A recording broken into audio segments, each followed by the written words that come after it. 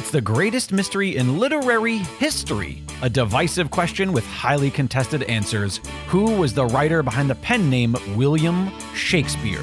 Welcome to Don't Quill the Messenger.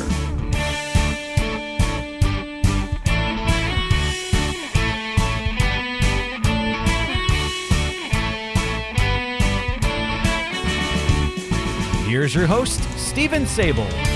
Hello, Quillers, and welcome to the second anniversary episode of Don't Quill the Messenger. We're so excited that you can join us for this very special episode. It is incredible to believe that we have been creating these wonderful episodes of exploration into the Shakespeare authorship question for 2 years now, and we have more than 50 episodes in the catalog for you to enjoy. I hope that you have listened to them all, and if you haven't, you know where to find them. Go to dragonwagonradio.com or your favorite streaming platform and make sure you catch up on any episodes you may have missed. Today's episode, in true tradition, is going to focus on you, the listener. We did this a year ago when we had our first anniversary episode where we did sort of a talk back. We looked at your emails, your responses, your feedback about the show, and we're going to talk about you today. And joining me to have that conversation is the producer of this show. He is also the founder of Dragon Wagon Radio, Jake Lloyd Bacon, who is also a fellow actor. One of the things that he and I have in common. One thing we don't have in common that he has that I don't have is he is a filmmaker. I have never made a film, but Jake has a film called Pinch, and it is available, if you would like to find it, through Amazon and Amazon Prime, and you can watch Jake's film. We're going to talk a little bit about Jake's film later on because Jake's film comes from his own personal experiences, much like the Shakespearean canon comes from the personal experiences of Edward de Vere, one of the major themes of our program. Jake, glad to have you. I am so happy to be back. Thank you so much, Steven. I can't believe it's been 2 years. It's kind of incredible. Insane. You had mentioned just before we started recording that your youngest is just going to be turning 2. And that's correct. And it does legitimately feel like he was just born. And I guess because I feel that, I must similarly feel that way about the podcast because they sort of coincide. I remember your wife was pregnant and ready to give birth at any minute when we started this thing.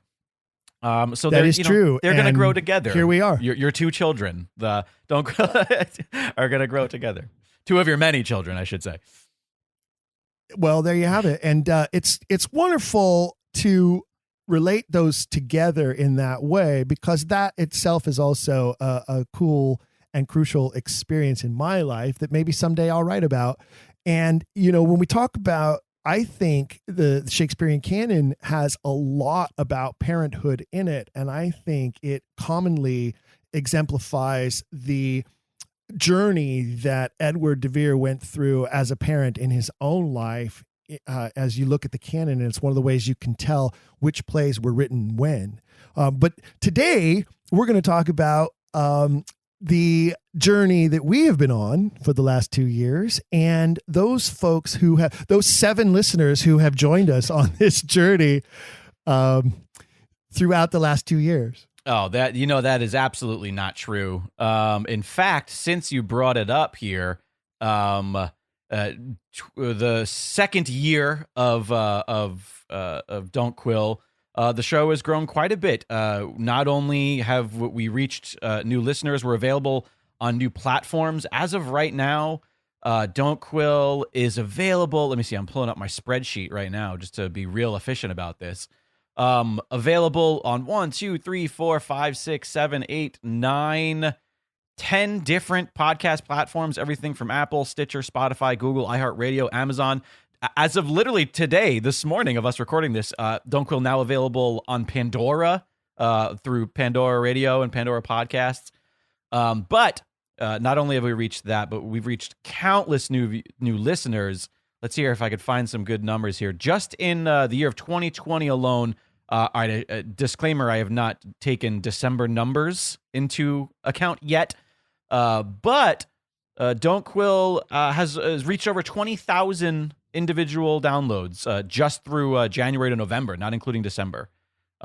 That's a fantastic statistic. I'm very proud of that statistic, and I'm very proud of our listeners for being a part of that statistic. And as you know, I am commonly cognizant of the fact that people listen to podcasts all different parts of their lives in different places. Some in the car, some while they're exercising on their exercise bikes. One of our particular listeners we'll be talking about in a minute is one of those.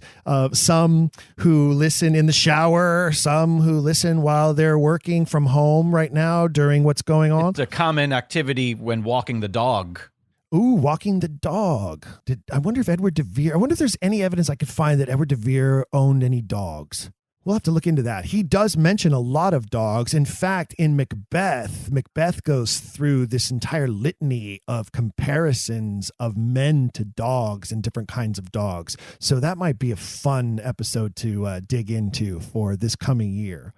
I am, Jake, excited to announce that Shakespeare Oxford Fellowship, the sponsor of this wonderful podcast, has committed to an entire third-year season of episodes, and we will be bringing you episodes every 2 weeks throughout 2021, my fellow Quillers, and I hope that you're all very excited about that, because I know that Jake and I are both very excited about that fact. Yeah, it's definitely good news that we're going to be moving into the third year. I look forward to seeing kind of how the show continues to change. There's obviously a big difference between the first and second year, just because of the locational impact of you relocating.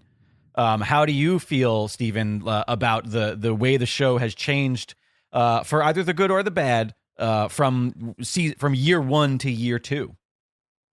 Well, you know, in year two, we had a lot more episodes that were recorded, quote unquote, remotely, with guests calling in from a variety of locations throughout the country and even from Canada.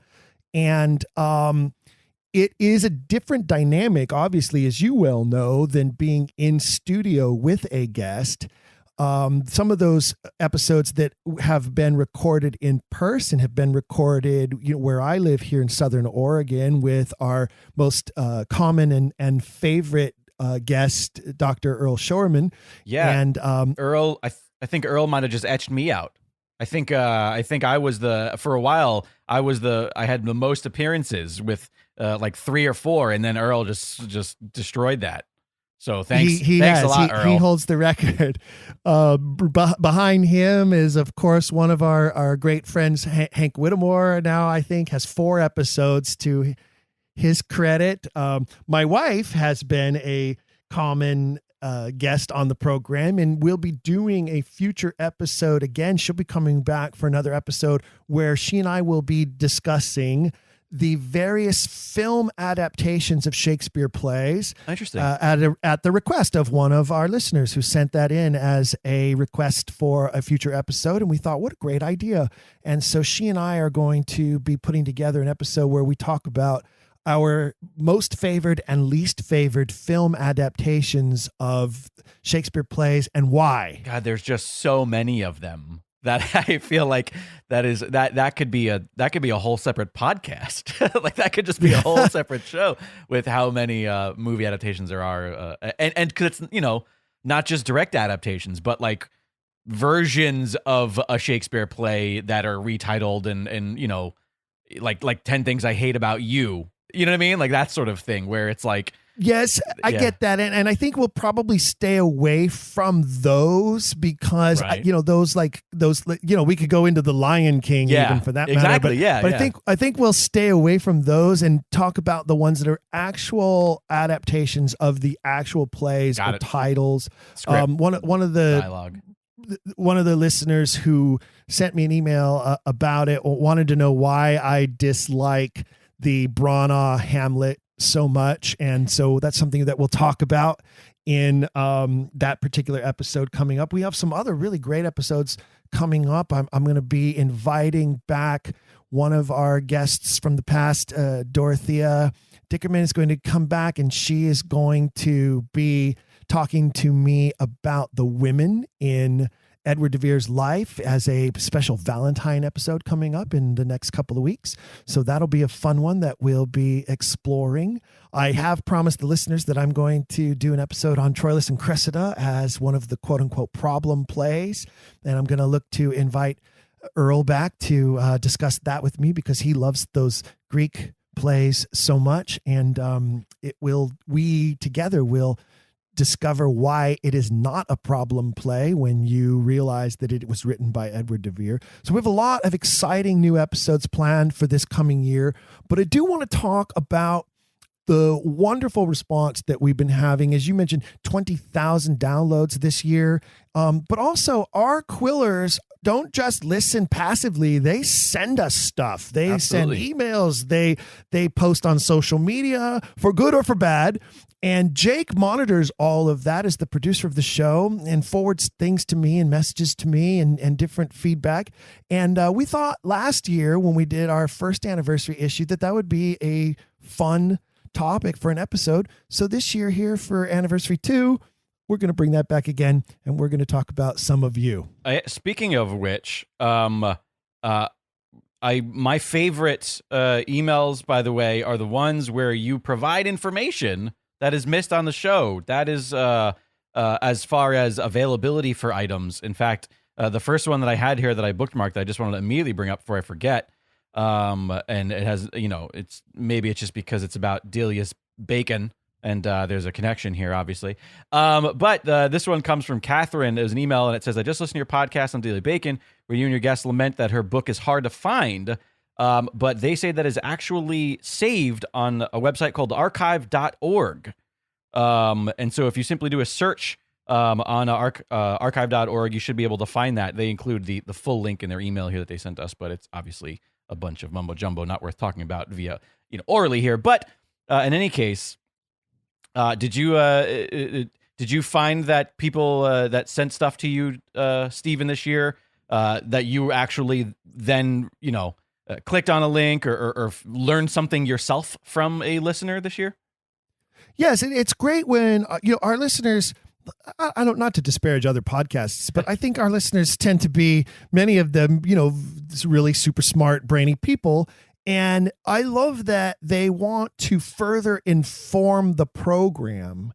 And that's one of the reasons why we're doing this episode today, is to also share with the other listeners some of these details. For instance, if you listened to the episode about Delia Bacon and her theories about Shakespeare authorship, and you heard us talk about how difficult it was to find her book, now you know where to find that book, and you can go to archive.org, type in Delia Bacon, and you'll find access to that text. And then you yourself can be more informed. And I love that our listeners want to share those kinds of details with each other through our platform. And it's a wonderful way to do that, is to send us an email or give us a post and share some of the things. A lot of times, Jake, and you know this because, as the founder of Dragon Wagon Radio, and your platform has what now, 20 plus different programs. Yes. Yeah. And a few new ones coming out in just the beginning of this year. So, that when you're recording an episode of any podcast, no matter how prepared you are, there's going to be misstatements. There's going to be, forgotten details or forgotten facts. And commonly I will share that with my guests because some of my guests will get very wrapped up in wanting to make sure that everything is perfect. And sometimes some of the guests will send me an email and go, oh, in our recording, I said this and I didn't mean that. I really meant this. And can you go back and fix it? and I kind of laugh. It's like, no, I can't go back and fix it. But I think the audience is forgiving and understands that when you're just having a casual conversation on the air, some mistakes or some omissions are going to happen. It's a conversation. These aren't, so they're never meant to be essays. The whole point of this is to have a conversation, and any conversation is not going to, any conversation where both people have 100% of the information isn't really a conversation. It's just two people talking at each other. And so, obviously, the more casual I think, the more enjoyable it is to listen to. But yeah, there's definitely some people who kind of get hung up in the weeds. And so because of that, your listeners, your eagle-eared listeners, if we may, a lot of times catch those. And we're glad that they do. And not to tell them not to respond. Please do. Like, go ahead, send us an email and say, oh, your guest said this and they probably maybe meant that, or they said 1604 and they probably meant 1601, or, these things happen. And we're glad to receive those responses from the listeners, to know that they're really paying attention. Every time we get an email like that, it tells me that listener's really paying attention and really listening word for word to every ounce of that episode. But one thing I will remind the listeners is it's a conversation. It's a talk about a subject that I am passionate about, obviously, that our guests are always very passionate about. And on occasion, we're going to make a misstatement or a misstep or speak something that wasn't quite accurate. And it's not a peer-reviewed paper. If you want a peer-reviewed paper, you'll find that in the Shakespeare Oxford Fellowship publications like the Oxfordian. If you want to tune in to a conversation about the Shakespeare authorship question, that's what you do here. Absolutely. So where do you want to start? Obviously, we've got a lot of stuff to chat about. We've got some stuff from Twitter. We've got a bunch of emails that we got in. Also, those of you who have left reviews on Apple Podcasts, greatly appreciated. Please, if you have not left a review, please consider doing so. And if you don't use Apple Podcasts or you don't have an iPhone, simply do a Google search on how to leave a review for a podcast on Apple if you don't have an Apple product. There's plenty of tutorials out there of how you can do it through the iTunes player on a PC or on an actual, a laptop or something like that. But well, Jake, I don't want to pull my shoulder out of joint patting ourselves on the back. However, I would like to hear one of our more favored reviews if you've got one handy. Alrighty, fantastic. Let me see here. Here we go. This one's 5 stars from a username Goldilocks. Gotta love that name. This was from back in August of last year. I love this podcast as a big fan of the plays and poetry of the Bard, and as a believer in a group authorship theory, a group led by and the plays having been revised, expanded by Edward de Vere. I find this podcast very informative and entertaining. Stephen is a wonderful host, and the diversity of subject matter keeps it exciting. Highly recommended to any intellectual with an open mind and interest in the Elizabethan era, a fan of the works of Shakespeare, and or anyone who enjoys unraveling real-life mysteries. That might be one of my absolute favorite reviews, because it's sort of my sentiment in this all. And I love that they are, they're a group authorship theorist. Well, thank you, Goldilocks. Somebody's been Goldilocks, lops with a P, lops with a P. It's like I think it's a pun. Goldilocks. Yeah, interesting. Well, somebody's been sleeping in my bed. That's all I can say. That porridge is not too hot. I love that review. That's awesome.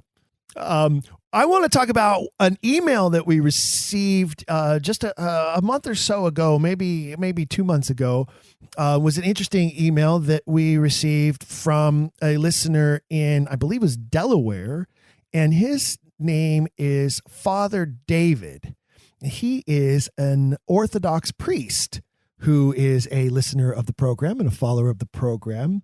And I believe he's one of the people who encouraged us to discuss further more about the Prince Tudor theories, whether it be to explore them further, or I believe, as he put in his email, to put them to bed and dismiss them if that's where it so leads.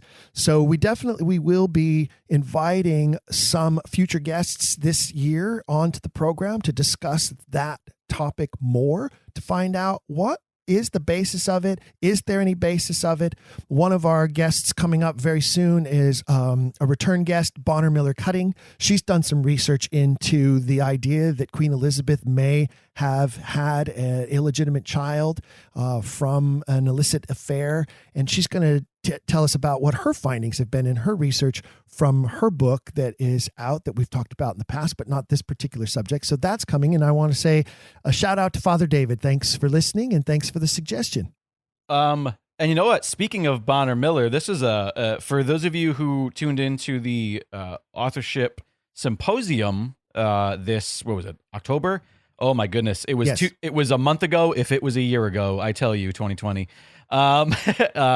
We got in a Twitter response from, I believe, the winner of the video contest, by Greg Booze or Buse. Not quite sure how to pronounce his last name. And he just wrote, "Hello to my favorite podcast.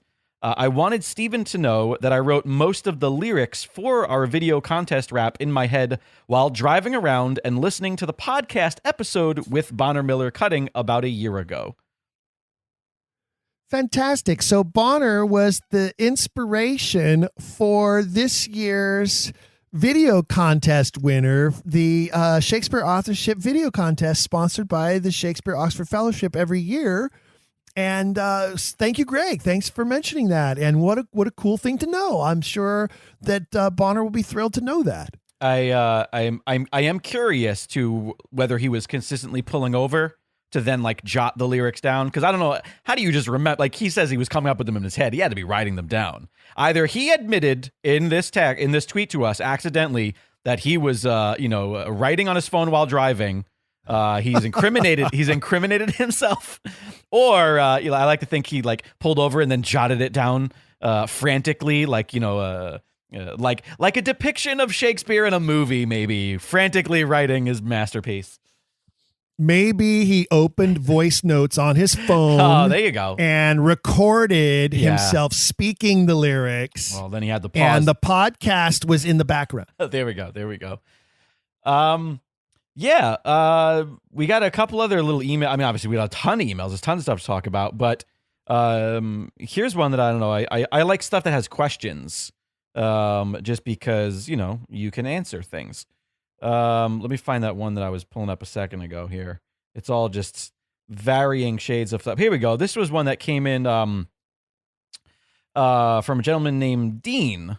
It was an email, and he says, "I've been a Quiller from the start and love the resource that you're providing to all Bard Curious seekers out there." I love Bard Curious as a title.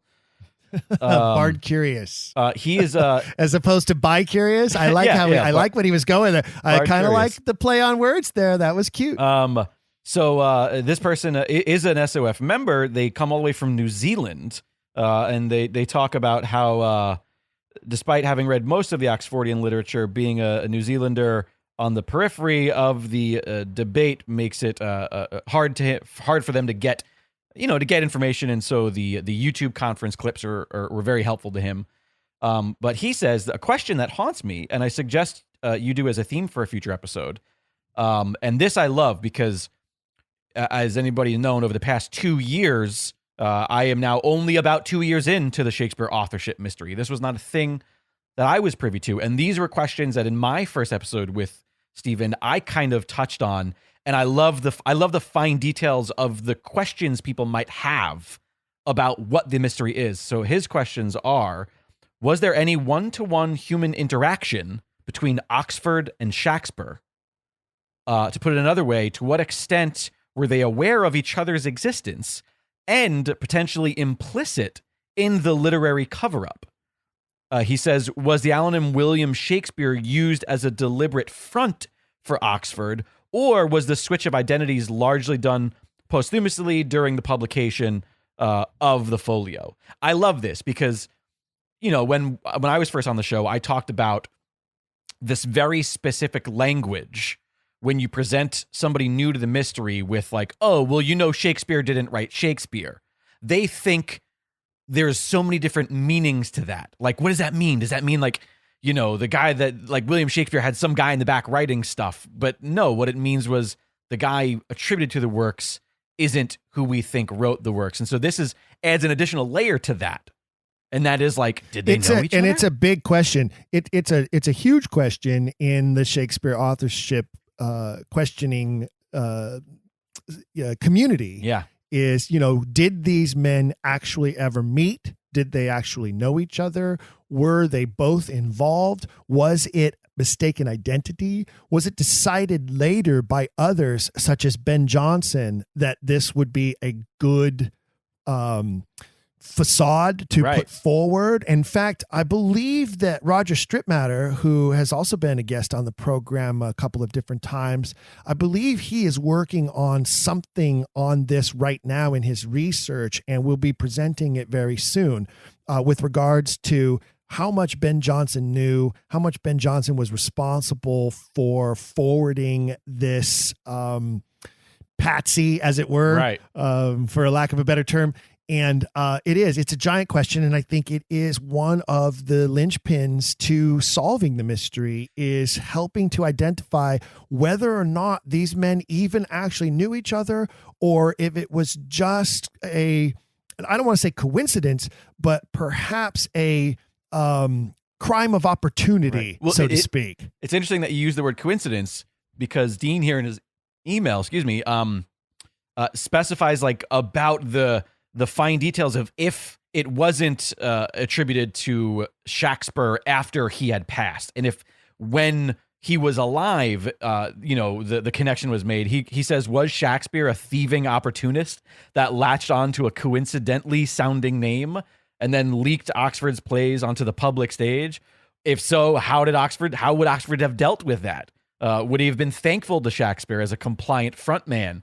Or maybe would he see that the theft of his works, and if their paths crossed, would have happily run him through with his sword? I just love the imagery. This is like it's a Shakespeare. It's literally a Shakespeare play in itself. Yes, it is. Yeah. It absolutely is. And how many times have we said on the program that the movie that hasn't been made is the movie of Oxford's real life. The movie that hasn't been made is the movie of these two men and their parallel universes. Yeah. How much did those universes cross? And I want to thank Dean all the way from New Zealand. Yeah. Wow, that's like a long way away. It's wonderful to have listeners all across the globe, and we'll talk about some of the other countries that we've received feedback from where we have listeners as well. But thank you, Dean, from New Zealand. We will look into finding a guest who can help us explore this topic a little further. If it's not Roger, it'll be someone else. But as I said, I know Roger is working on this very topic with regards to Ben Jonson, and so hopefully he'll agree to come on and share with us some of what he's been working on. Yeah, I love that element of the mystery. Again, to just be a fly on the wall, the fact that there's so much of this era, of this Elizabethan era, that is recorded history, that we can put a person in a date in a place, yet there just seems to be this like giant, iconic sized hole directly in between it all, which is I'll tell you, Jake, there's a new I don't know if movement is the proper word, but there's a new focus. Let's use that word. There's a new focus within the Oxfordian movement. This is how I use words without having to use words again. Sure. That was the reason. So there is a new focus within the movement. Trying to write. Yeah, right. I'm trying to write as I speak. We really need to begin exactly. pushing our efforts not towards, when it comes to like the halls of academia, not towards the literature department, not towards the English department, but rather the history department. It's the historians who really should be cleaving to this and wanting to correct the record or set the record straight or find the truth. The literature professors have dug in their heels for more than a century now, but the historians are the ones that we really should be talking to with regards to why this is so important and what they might be able to contribute. And so there's a new focus within the Oxfordian community to start appealing more towards historians and the history departments on the halls of academia rather than the literature department. So we'll see how that plays out in the years to come, in fact. That's the thing that is one of the most fascinating to me, is just because it does seem I love historical fiction, and this seems like real life historical fiction, which I know is kind of an oxymoron, but it is that way where it's like there is this apparent truth out there that like nobody knows. Like nobody really knows. And I know the term smoking gun gets thrown around in the Shakespeare authorship community quite a bit, where it's like, oh, where's your smoking gun? And everybody wants that, the steelman argument, so to speak. And the fact that it almost, can't exist, it makes the exploration of it more fascinating, at least to me personally. But maybe we need to change it. Where's your bloody sword? yeah, where the Instead bloody of sword, smoking yeah, gun. smoking gun. Where's Yeah, it's not the your right. bloody Right. Yeah. Yeah, you're right. Maybe cannon. I mean, they had firearms. Yeah, they had Firearms did cannons, exist, yeah. but Little hand cannon, smoking hand cannon. We just have to specify that it's not a gun; it's a hand cannon. Yeah. Right. Hey, Where's you your want bloody sword? You want some more numbers? Since I know you're a fan of numbers and stats, you mentioned about Yes. you mentioned people listening in New Zealand. Do you want to take a guess at how many countries in total Don't Quill the Messenger has been listened to? Because I have that number of exactly how many different countries Don't Quill the Messenger has been listened to. Okay, let's see. I know we have received responses from. I'm just kind of tick through my head trying to remember just in the last year. 1, 2, 3, 4, 5, 6. I know that we have received responses from at least 7 or 8 different countries or territories of countries. Sure. Well, you are missing about 40 emails. The Don't Quill the Messenger has been heard in 46 different countries. There are listeners in what 46 different countries. Everywhere. I'm obviously not going to read all 46 names, but everywhere from the aforementioned New Zealand to Sweden, Germany, Turks and Caicos, Spain, France, Poland, Switzerland, Qatar, Pakistan, Portugal, the Czech Republic, the Netherlands, the Philippines, Turkey, India, South Africa, Slovakia. What does this even say? I don't even know where this place is. Sint Maarten, in parentheses, Dutch part. The Dutch islands, Saint Martin. Okay, yes, maybe it's obviously in the original language it's Sint Maarten or Martin. But anyways, 46 different entries for the locations. Obviously, United States. Wow, that's humbling. That's incredible. Yeah. That really, I'm sitting here truly. That is not something that you've ever shared with me before. I knew we had listeners, literally around the world, but I had no idea that it was in that many places in the world. And wow, I'm not a man who is at a loss for words very often, but at this moment, I really am. Thank you, Jake. That's wow, man. Wow. So obviously the US is the largest portion of that pie by quite a bit, obviously. And some of these countries are there's not a lot of people, but maybe 1 or 2, but the people are listening. But the second most popular country for DQM is United Kingdom, followed by Canada, followed by United Kingdom gets lumped together as a country.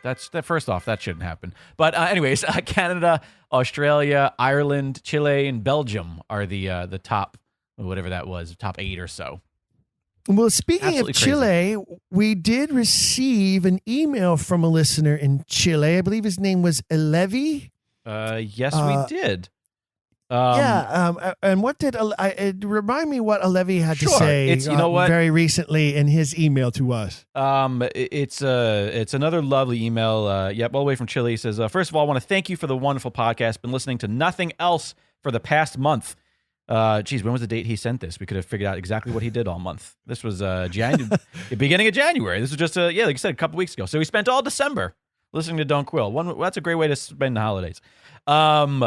I'm from La Serena, Chile, and discovered the authorship question in August. Very new to it. I love that. I was researching Dr. John Dee's work when I found Alexander Weil videos on YouTube, and this marvelous new world of research became open for me. I was aware that there was doubt about Shakespeare's authorship, but I have never looked into it before. One thing led to another, and discovered your podcast. I wanted to listen to all the episodes before writing to you, which I did. That's incredible. That's a lot of episodes. Would love for you to make an episode reviewing the Shakespeare film adaptations. Well, there you go. I would love to know your detailed opinion about them. You've mentioned some opinions in some episodes, but a full show would be great. Especially, I would like to know why you seem to dislike the Branagh Hamlet film. We've talked all about this. There you go. There you go. It was Alevi. It was Alevi who mentioned that. I hadn't put the two together. I'd forgotten where that had come from. Well, now we know it. It came all the way from Chile. From Chile. And says, that's all for now, though. Thank you again for the work, Stephen. Can't wait for the next episode. Best wishes from Chile. P.S. Please forgive me if my English is a little awkward. Alevi, your English is fantastic. It's perfect. There are people who have written to us in this country, from this country, who haven't written as eloquently as Alevi, I can tell you. That I can attest to that as well. Also, let's just be honest. It doesn't matter how how perfect an English a person's English is, as long as you're saying nice things about us, it's going to be fine, right? Well, okay, but let's be fair. We don't always receive nice things. We do get hate mail from time to time. Yeah. And I believe you probably have some of that archived and available for us to cover. It's not always I'm trying to be nice here. Constructive. But there's a gentleman on Twitter here who commented on your episode with Dr. Strittmatter about the Stratfordian intolerance, and just about the social media issue. We've talked about this, you and I, on a show as well. Yes, we've done more than one episodes of Don't Quill have been about just the general mood around the discussion. And this person writes, I love how you both discuss that Oxfordian opponents are on the run, but you're so clueless that you have no idea why. Wonder if you'll ever figure that out. Not sure what exactly they mean by there, but do you have is there any context from that episode that you can recall? As to us being clueless as to why Stratfordians are on the run? No, Oxfordians. He says you both discussed that Oxfordian opponents. Yes, I'm sorry. You're right. I get it. Sorry, I was misreading that. Yeah. So the Stratfordians are on the run, but Roger and I failed to discuss the reasons why. I disagree. I think that episode was very clear as to some of the reasons why that we suddenly have gained the upper hand, and we'll continue to gain the upper hand. Maybe the insinuation here is that the Oxfordians are so crazy that Stratfordians have just decided that they're above it. Is that maybe that's the insinuation here? Which, by the way, is an immediate disqualification of your argument. If you're not willing to have the conversation, then your point of view on the conversation is null and void. Right. Dismissal is denial. Yeah. Right. That's the easy way out. One of the video award winners this year, our second place winner, that particular video is an excellent video because it lampoons the Stratfordians who flip-flop on every topic they possibly can to try to dismiss Oxfordians as being, cuckoo crazy or, conspiracy theorists. P.S. Conspiracies do happen, folks. They happen all the time.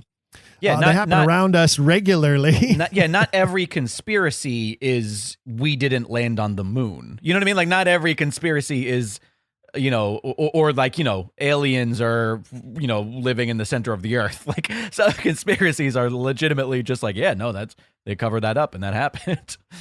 A very real conspiracy killed the 16th president of the United States of America. Yeah, sure.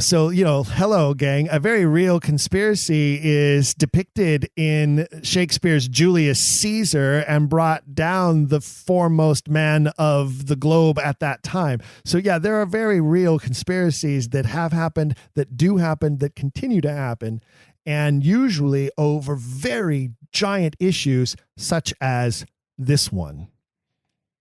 Right. So how about anyone else? Do we have any other naysayers? What kind of, before we get into another really, give me one more naysayer before you give us another really good positive review. That way I'll feel better. We don't really have another naysayer. We have another from the same naysayer, and that's about it. Because quite frankly, there hasn't been a lot of naysaying in 2020.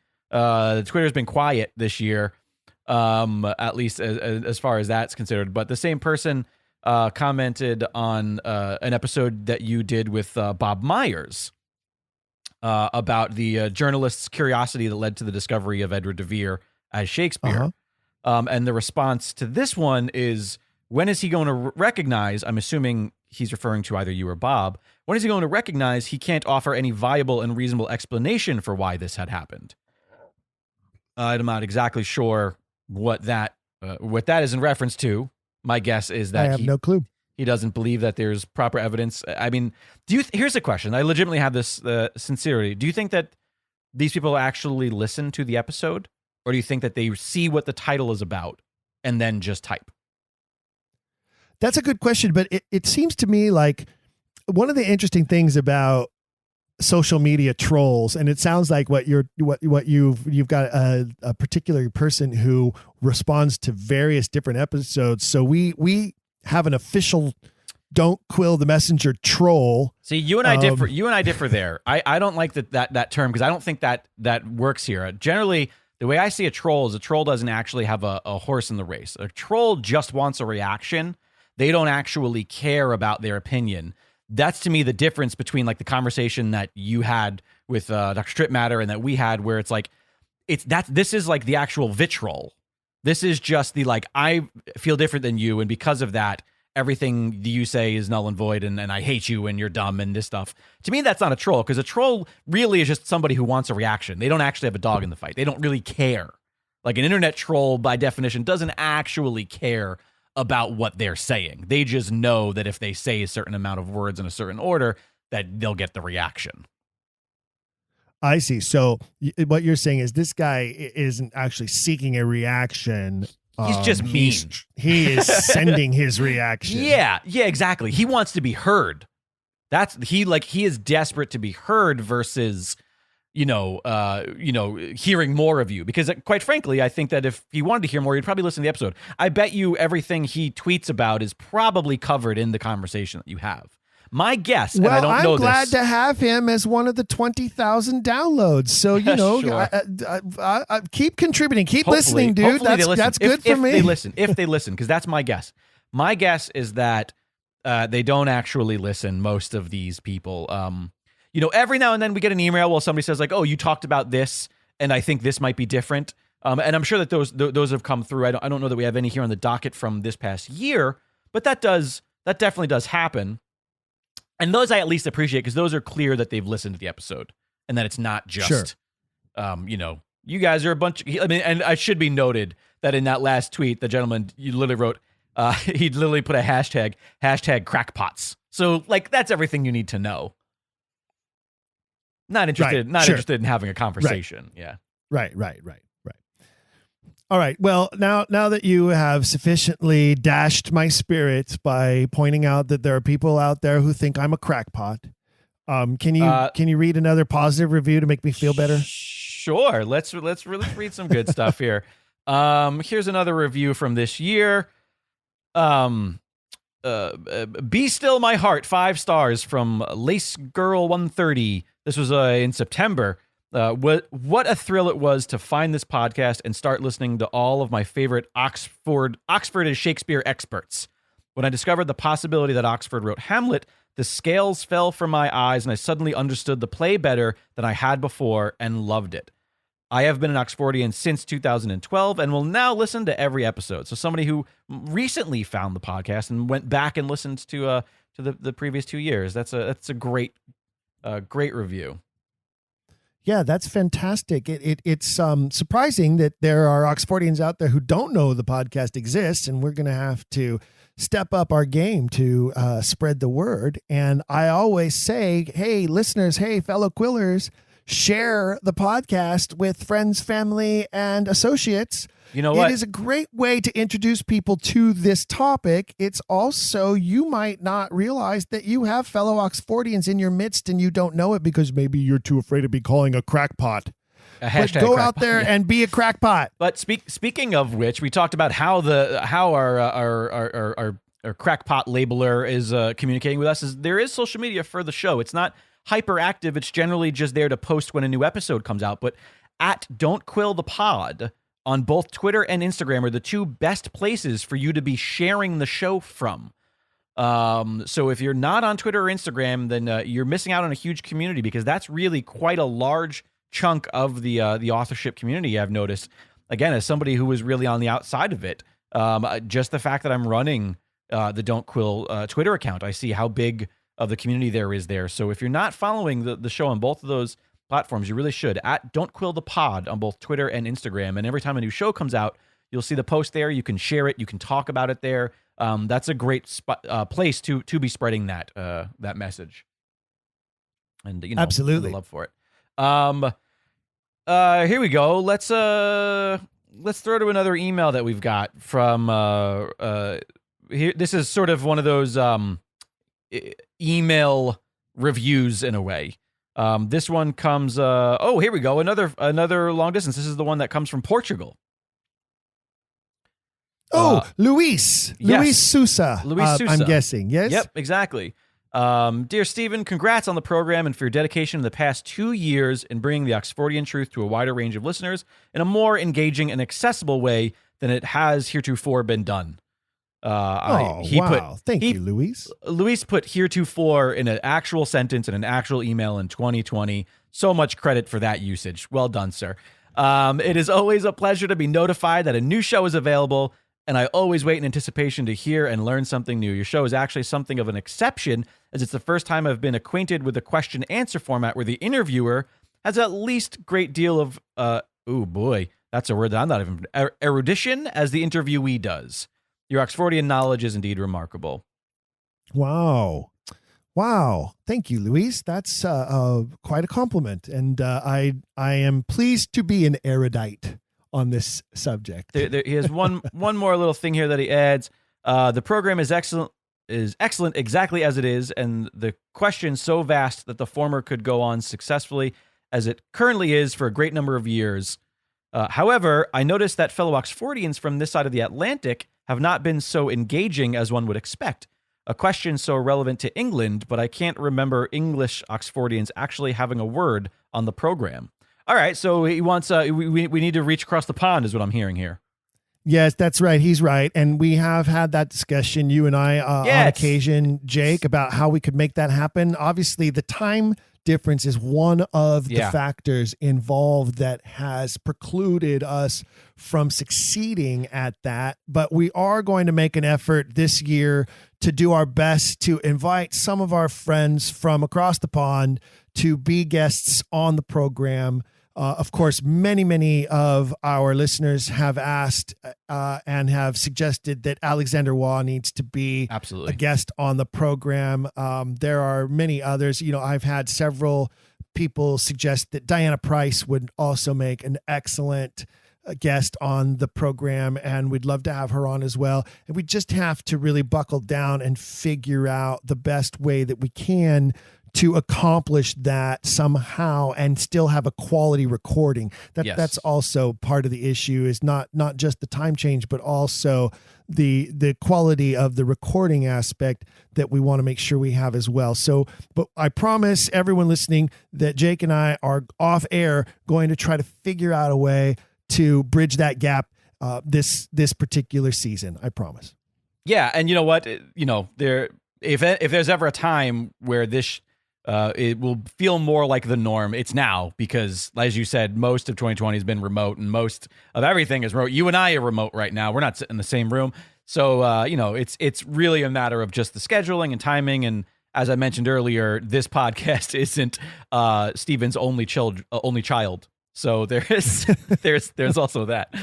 Here's another. Supposedly, though, apparently many of our episodes this year, the recording quality, even though we've been doing it remote, the way we've been doing it, the recording quality must be pretty tight, because I have had a couple of people contact me and ask me, how are you doing this in COVID situations? Are you 6 feet apart from your guest? Are you both wearing masks? And no, we're more than 6 feet apart. In some cases, we're 3,000 miles apart. Right now, Jake and I are 800 miles apart. Trust me, we're being safe, everybody. Don't worry. Doing the best we can. Yes. Here's another great review here from, I love this username on Apple Podcast, Puff de l'Amérique.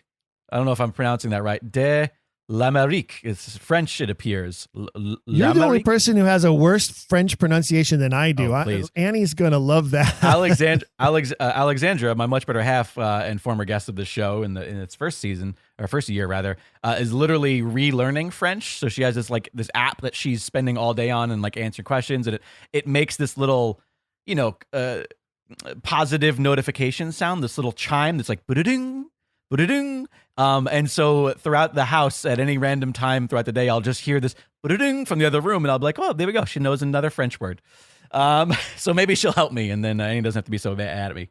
Does it Anyways. have a buzzer if she gets it wrong? Just like, You know what? I haven't heard that, but one would hope. I don't need that. I have a wife who always corrects me and You got says, enough? your French accent sucks. Right. So there you go. Brilliant, 5 stars. Loved especially Ben August's interview on winning the auction for the Herodotus, book owned by Edward de Vere.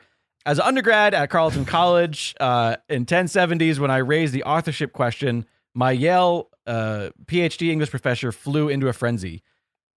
1070s? That's supposed to say 1970s? Is that I'm what that's certain supposed to it say? must. I'm certain it must. I was so confused. So confused.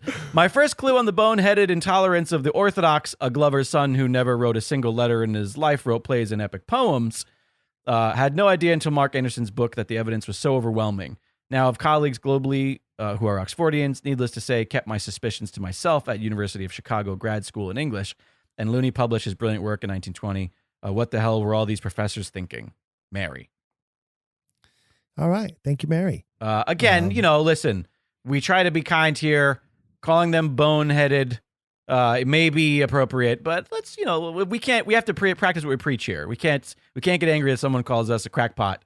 So that's my only note for that one. But fantastic. You're right. We need to reduce the ad hominem Yes. attacks. That is very true, especially if Yeah. we ourselves, which we rightly do, complain that tends to be where the Stratfordians want to go first Exactly, in their yes. attempt to dismiss us. So yeah, let's only the facts, Mary. One of the things I want to talk about is and I dedicated an episode to this listener because you did mention the Turk and Caicos Islands. Was our Quiller Claire, who I dedicated an episode to most recently because she asked me to go deeper into the Oxfordian connections to each of the plays. So I chose to start with the problem plays. And I sent her an email letting her know that she really needed to listen to that episode. And she sent me an email back and told me that she almost fell off her exercise bike while listening to the episode. Oh, no. So when I tell you we have listeners who literally are listening to us while they're exercising, that's true. Claire is one of them. And she sent me a very humorous response telling me that she almost fell off her bike.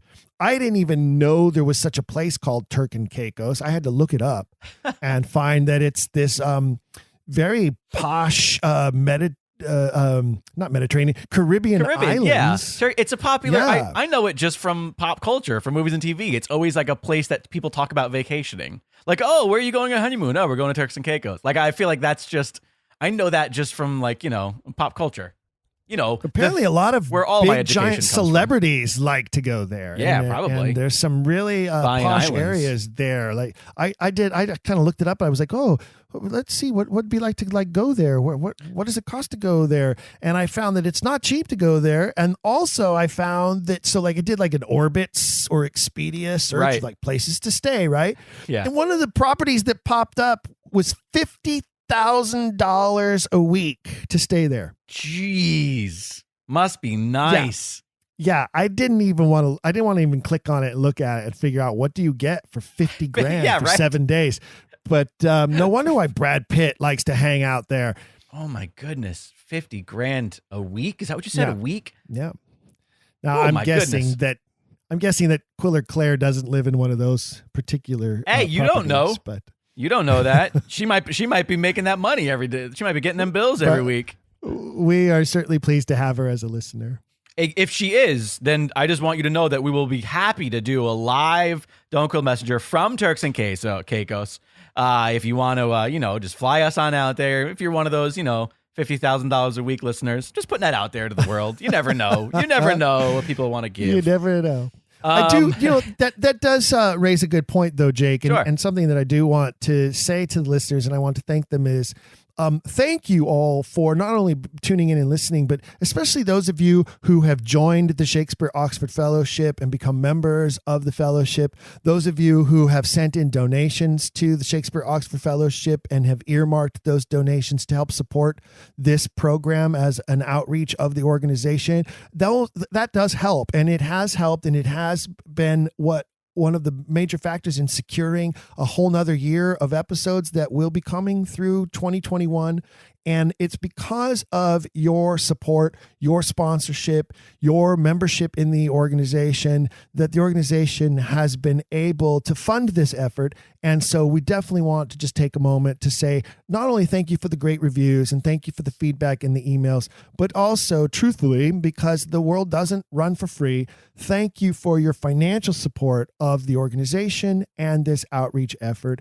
And we hope that you can continue to show that generosity throughout 2021 by sponsoring the organization, sponsoring the show, and by renewing your membership. It is a new year. It is 2021, January. If you haven't already renewed your membership in the Shakespeare Oxford Fellowship, or if you've been on the fence as a listener and you've been thinking about joining and you haven't joined yet, I encourage you to please go to the website, go to shakespeareoxfordfellowship.org. You can click right on membership. It's not expensive, and your dues, every bit of it, is used to help support the organization and outreach efforts like this program. So if you're not a member already, please become a member. If you've thought about trying to introduce someone to this Shakespeare authorship question and to this topic, maybe consider a guest membership. You can purchase a membership for a friend as a gift, and a gift membership is actually less expensive than your own membership because it's designed to help us introduce other people to the organization. So the last 2 years, I have given gift memberships at the holiday season, and maybe you would like to consider giving somebody a gift membership. It's a great interesting gift to give someone who you believe has everything.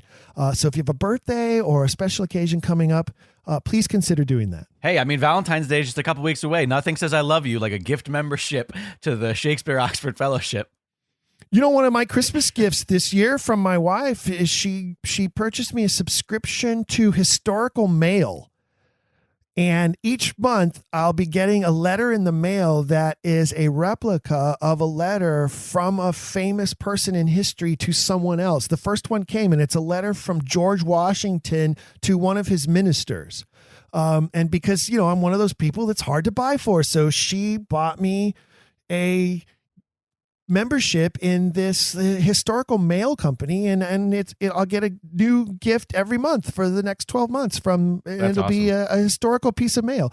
So, you know, that's a cool gift. And I think that if you purchase a gift membership for someone and you do it that they're getting the monthly newsletter mailed to them, not monthly, quarterly.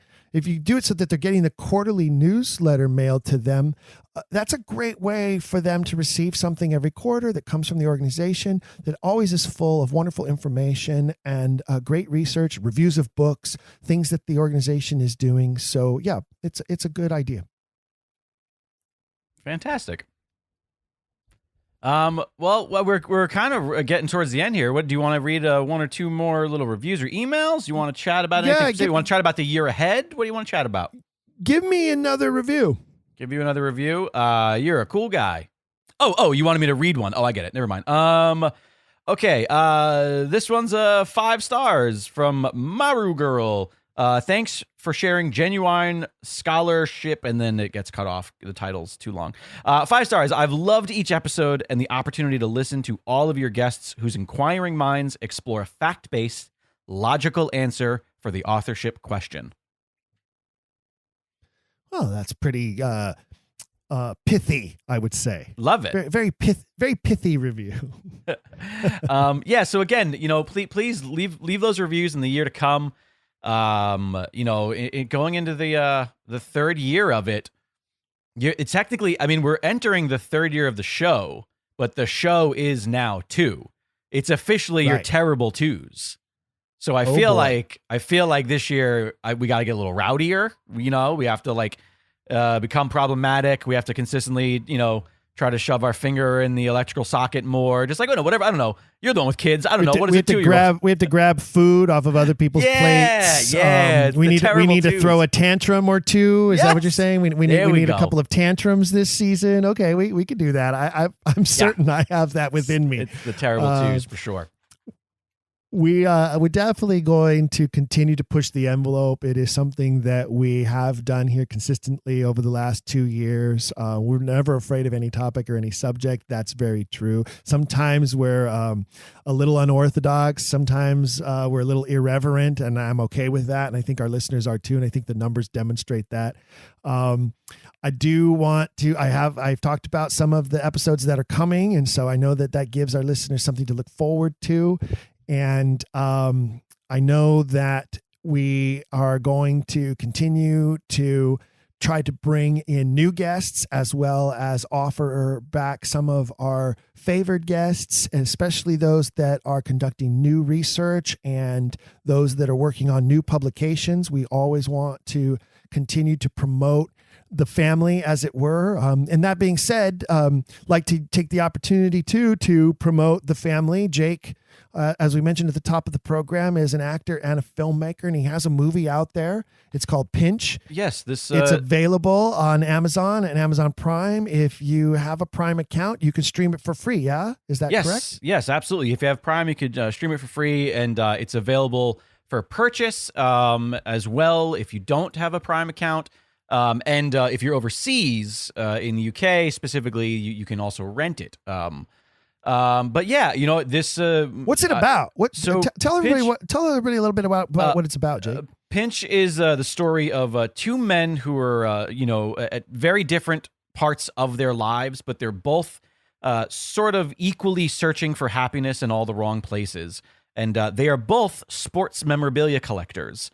And when they are both tasked with the ability to own this one very rare and valuable sports collectible through, story magic. The only way that they can decide on who gets this item, which is suggested by their significant others, is to play an actual game of baseball for it. So it's very much an anti-sports movie where it's not really about sports. It's more about what's going on in their lives. And the way that shedding all of that for just being on the ball field and living in the moment helps them, learn and grow in their own ways. And the movie was made. Thus, the title "Pinch" is pinch hitter, right? Yep, pinch. Yeah, exactly. There's a lot of I like the title because it means something different to everybody. Sometimes think that these guys needed to be pinched to wake up. I like the meaning of the substitution involved in the title, but. I made the movie years ago. I made it a really long time ago. And it was in distribution hell, for lack of a better phrase, for quite a while. And in the beginning of 2020, when, the pandemic really began to take a hold of the way that we live our lives, and, we were all stuck indoors, and we were all getting used to what it was like to not be able to go out to entertainment. I decided that it was time to kind of pull the plug on the distribution setup that I was aiming for, and I decided to release it this year via the Amazon platform. And the movie really is quite personal. It really means a lot to me. It's my debut feature, and it was very, very, very hard to make, and I put a lot of myself into it in more ways than one. And I would love it if you guys gave it a shot. Like I said, available on Amazon and Amazon Prime. And again, it's a very old school movie. It's the most common reviews and feedback that I get is a lot of they don't make movies like this anymore, which I take as a compliment. Well, very good. I'm gonna check it out myself. That I have an Amazon Prime account, so I can watch it for free.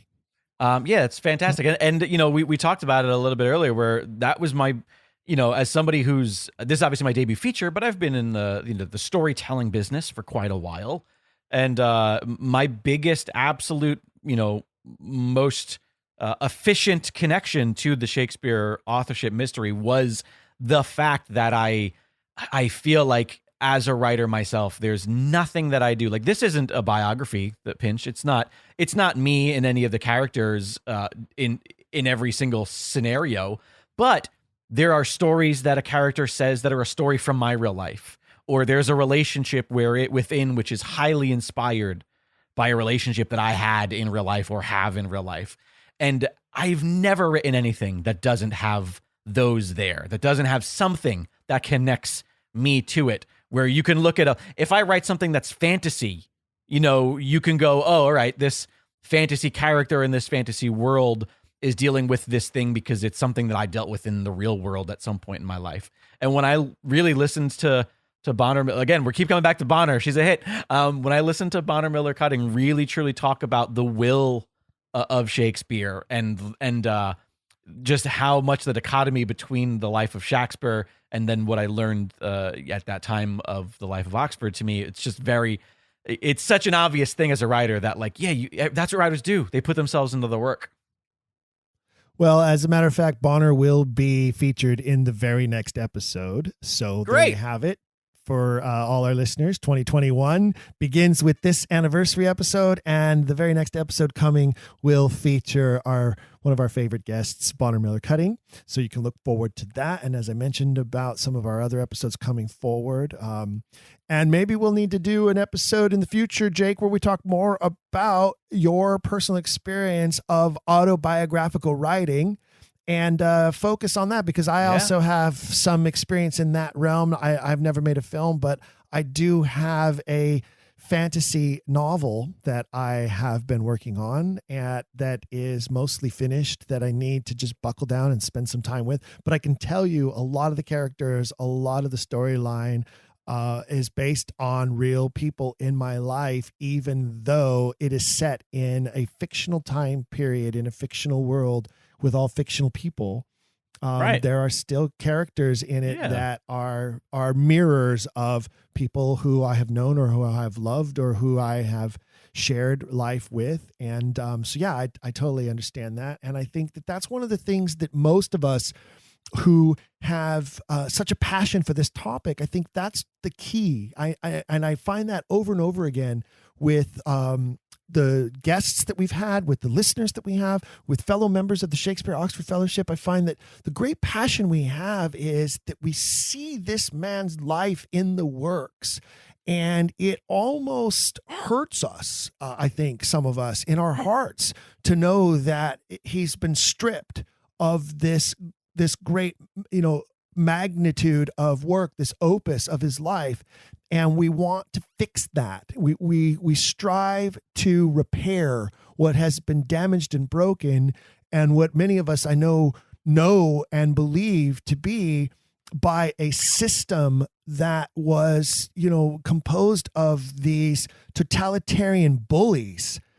And I think that resounds so strongly today, right now, too, in ways that I'm sure many of our listeners can relate to. And so, to right the injustice, and this is a time for doing that. And I hope that this program, and I hope that the other outreach efforts of the Shakespeare Oxford Fellowship, and I hope that each one of you listening that can hear this right now will commit yourselves to helping to do that. And maybe this year can be the year where we continue to push and continue to make strides on every level of the injustices of the world and bring them to their rightful stance. Well said. Thanks, brother. And thanks for joining me for this anniversary issue. And here's to another year. Yeah, absolutely. I'm going to take a drink of my wonderful vodka martini that I've been enjoying through this entire episode, and say cheers to you, cheers to our listeners, and cheers to Edward de Vere. And I will cheers you with my soft drink, which I'm pretty sure is against the rules, but I'm going to do it anyway. No, there's no rules. There's no such rules. Thanks for joining us, ladies and gentlemen. Thank you for the last 2 years. We look forward to a magnificent 2021. And as always, go to ShakespeareOxfordFellowship.org, ShakespeareOxfordFellowship.org, your source and resource for all things Shakespeare authorship question. Find some killer swag. I received an email today from Ron Roffel, who said that he purchased 2 Don't Quill the Messenger face coverings. And that he loves them. I love mine. They're great. They're one of the most breathable ones that I've been able to find that I actually can handle wearing and not feel stifled or smothered. They're a great fabric, a great material. They hold up well to washing because I've also already laundered mine. So you can find those at the Dragon Wagon Radio swag shop. And as always, folks, keep asking questions. If you've enjoyed today's episode, please leave a rating and review in your podcast player. For even more, visit our website, don'tquillthepodcast.com. There you can find official merchandise in our shop, as well as a link to our Patreon. This show is made possible by people like you. We hope you'll consider showing your support by becoming a monthly patron, where you'll receive bonus material and tons of exclusive perks. You can also join in the conversation on our Discord and by following us at Don't Quill the Pod on all social media. All of this can be found at don'tquillthepodcast.com, don'tquillthepodcast.com.